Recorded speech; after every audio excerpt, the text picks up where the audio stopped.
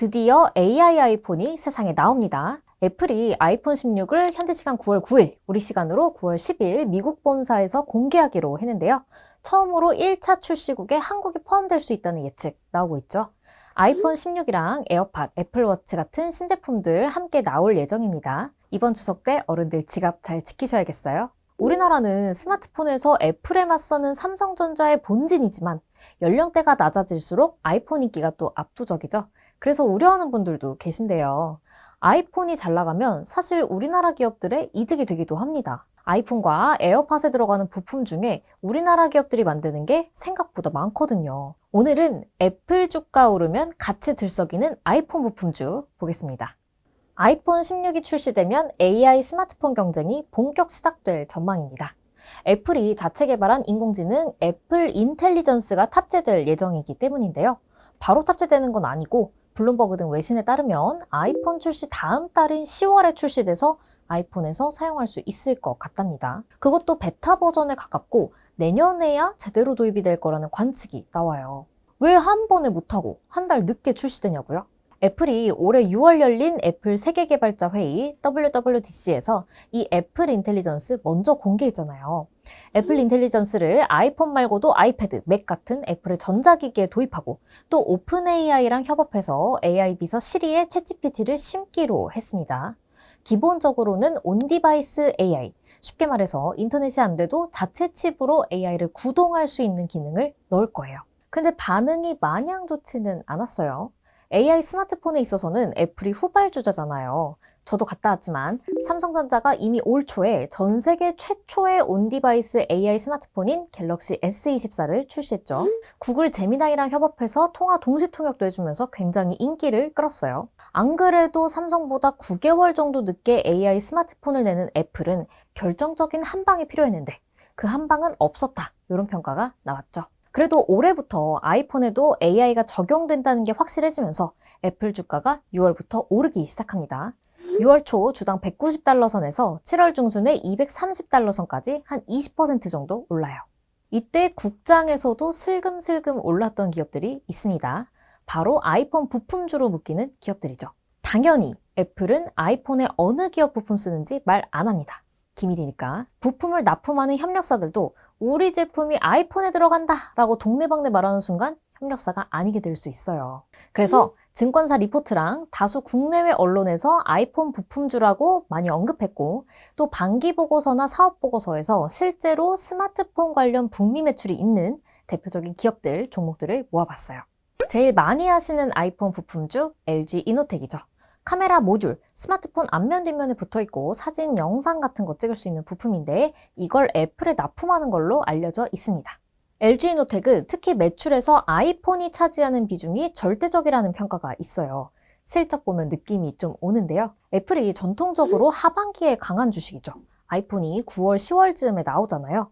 그래서 애플 실적은 3, 4분기에 뛰다가 1분기를 거치면서 조금씩 떨어지고 다음 신제품 출시를 앞둔 2분기 여름에 낮아집니다. 보통은요.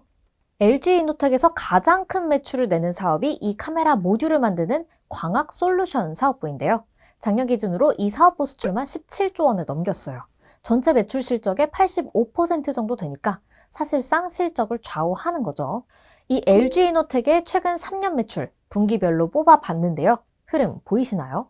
3분기 반등, 4분기 팍 상승, 2분기 하락세를 그대로 따라갑니다. 다만 아이폰 향으로 매출이 너무 치우치다 보니 LG이노텍은 요즘 사업 다각화에 좀 힘쓰고 있다고 해요. 유기발광 다이오드, OLED도 굉장히 중요합니다. LG 디스플레이랑 삼성 디스플레이 두 기업이 아이폰과 아이패드용 OLED 패널을 납품하는 것으로 전해졌는데요. 스마트폰 화면에서 밝기나 화질을 담당하기 때문에 사용자의 만족도랑 직결되거든요. 갤럭시는 옛날부터 OLED를 썼고 아이폰은 원래 LCD를 쓰다가 몇 년 전부터 OLED로 갈아탔는데요. 이번에도 두 업체가 스마트폰용 OLED 패널 대량 양산을 준비한다. 이런 이야기가 국내외 언론들을 통해서 흘러나왔죠. 이 OLED를 스마트폰에 장착할 때 또 중요한 게 FPCB, 연성 회로 기판인데요. 전자제품에 전기를 곳곳에 통하게 할 때 구부러질 정도로 유연한 판에 회로를 그려서 스마트폰이나 카메라 모듈에 주로 사용한다 그래요. BH라는 기업이 이 FPCB 사업을 주력으로 하는 기업이고 애플에 부품을 공급하는 것으로 전해집니다. ITM 반도체는 배터리 보호 회로인 PNP를 아이폰에 납품하는 것으로 추정되는데요. ITM 반도체에 따르면 이 PNP를 세계 최초로 양산했다는데 배터리 전력이나 발열 관리에 강점이 있다고 해요. 우리가 스마트폰에 AI가 들어가면 전력을 당연히 더 쓰겠죠. 이 PNP의 중요성이 더 커질 것 같습니다. 다만 아이폰이 무조건 잘 되는 건 아니죠. 출시돼도 반응이 안 좋거나 갑자기 생산에 차질이 생겼을 때는 타격이 엄청나요. 우리 2022년 중국 정저우의 폭스콘 공장 코로나 때문에 폐쇄됐던 거 기억하시나요? 아이폰을 전 세계에서 가장 많이 만드는 최대 생산 기지였는데 그때 근로자들이 시위하고 탈출하고 난리가 나면서 아이폰 생산이 확 줄었습니다. 이때 애플 주가 당연히 안 좋았고요. LG노태, BH 등 부품주들도 맥을 못 쳤어요.